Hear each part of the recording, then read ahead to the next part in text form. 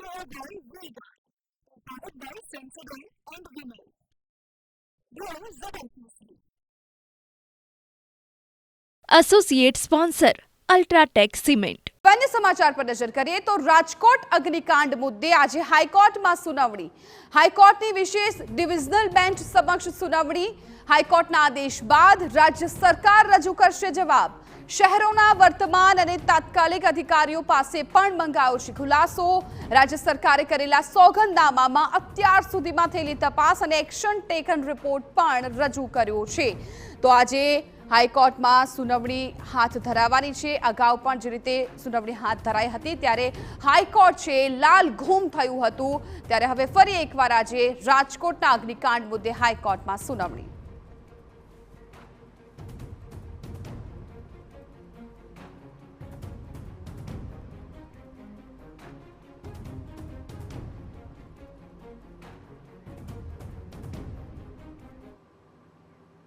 તો અમારા સંવાદદાતા રોનક વર્મા આ મામલે વધુ જાણકારી આપી રહ્યા છે. રોનક, હાઈકોર્ટ આ બાબતે ગઈ વખતે પણ લાલ ઘૂમ થયું હતું, માનવ સર્જિત આખી ઘટના છે ગણાવી હતી. સાથે સાથે તમામ જવાબદાર અધિકારીઓ તેમના વિરુદ્ધ કડક કાર્યવાહી કરવાની પણ તેમણે આદેશ આપી દીધો હતો. આજે ફરી એકવાર સુનાવણી હાથ ધરવાની છે.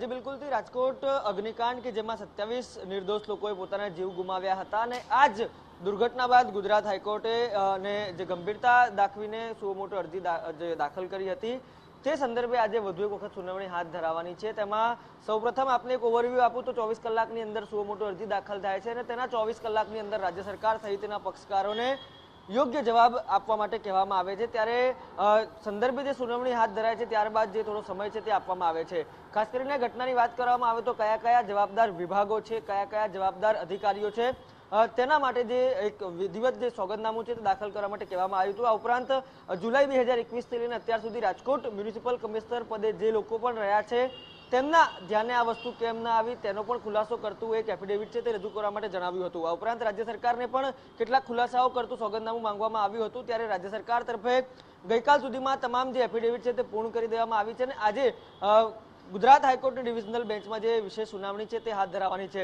થોડીક જ વારમાં જે ડિવિઝનલ બેન્ચ છે તે કોર્ટ રૂમમાં આવશે અને સુનાવણી હાથ ધરાશે. ત્યારે રાજ્ય સરકાર તરફથી પણ જે વિશેષ સોગંદનામું છે તે દાખલ કરવામાં આવ્યું છે. તેમાં રાજ્ય સરકાર દ્વારા ગઠિત જે વિશેષ દળ છે, વિશેષ તપાસ દળ છે, તેમના દ્વારા પણ જે પ્રાઇમરી રિપોર્ટ છે તે આપવામાં આવ્યું છે. તેમાં 10 મુદ્દાઓને આધારિત કેટલીક બેદરકારીઓ છે તે ટાંકવામાં આવી છે. આ ઉપરાંત જુદા જુદા વિભાગોની વાત કરવામાં આવે તો પોલીસ વિભાગના કયા અધિકારીઓની બેદરકારી છે, આ ઉપરાંત રાજકોટ માર્ગ અને મકાન વિભાગના કયા અધિકારીઓની બેદરકારી છે તે પણ જે પ્રાઇમરી રિપોર્ટ છે તેમાં બતાવવામાં આવ્યું છે. આ ઉપરાંત ફાયર વિભાગની પણ બેદરકારી છે તે બતાવવામાં આવી છે.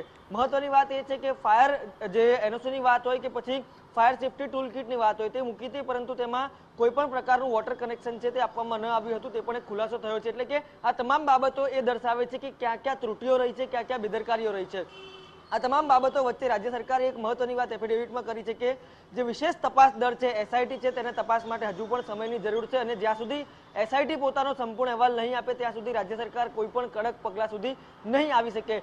બાકાયદા તેમના દ્વારા કહેવામાં આવ્યું છે કે અત્યાર સુધી જે બેઝિક લાગ્યું તેમના વિરોધી પગલાં લીધા છે, પરંતુ કડક એક્શન લેવા માટે હજુ પણ તેમને સમયની જરૂર છે અને આ તમામ બાબતો જે એફિડેવિટમાં ટાંકવામાં આવી છે તે આજે કોર્ટમાં મૂકવામાં આવશે, મૌખિક રીતે મૂકવામાં આવશે. ત્યારે કોર્ટ આ તમામ બાબતોને લઈને કેવું વલણ અપનાવે છે તેના પર પણ સૌની નજર રહેશે, પરંતુ ખૂબ મહત્વની આજની જે સુનાવણી છે તે બની રહેશે.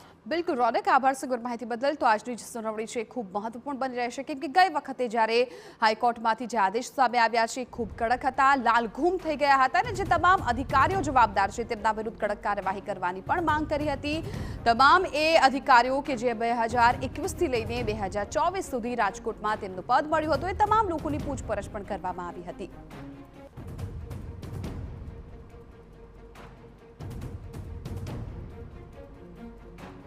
Brought to you by Vega, powered by Sensodyne and Vinyl. Grow ZFC. Associate sponsor UltraTech cement.